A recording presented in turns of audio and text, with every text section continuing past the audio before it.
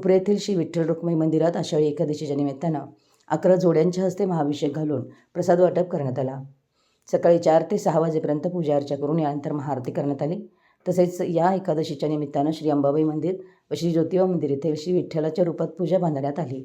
या एकादशीच्या निमित्तानं श्री विठ्ठल मंदिरामध्ये पुष्प सजावट राजेश परिवार, विलासराव शिंदे व परिवार यांच्याकडून करण्यात आलं। 10,000 केळी व प्रसाद तसेच 10,000 राजगिरा लाडू, 100 किलो शाबू खिचडीचं वाटप विठ्ठल भक्तांना यावेळी करण्यात आलं।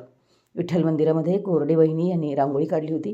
वाजत गाजत लहान मोठ्या शाळेच्या चिमुकल्यांनी देखील वारी काढून रामकृष्ण हरीच्या जयघोषात विठ्ठल रुक्माईचं दर्शन घेतलं। यावेळी उपस्थित विठ्ठल व दत्त मंदिर ट्रस्ट अध्यक्ष शिवराज नाईक, नारायणराव घोरपडे, विजय जोशी, विलास नाईक, रावसाहेब मेहतर, घनश्याम माळी, अजय घोरपडे, रवी नाईक, BF ग्रुप, नारायण चौक, कागल वेश, विठ्ठल चौक यांनी नियोजन केलं होतं। आषाढी एकादशीच्या निमित्तानं विठ्ठल भक्त मोठ्या संख्येनं उपस्थित होते।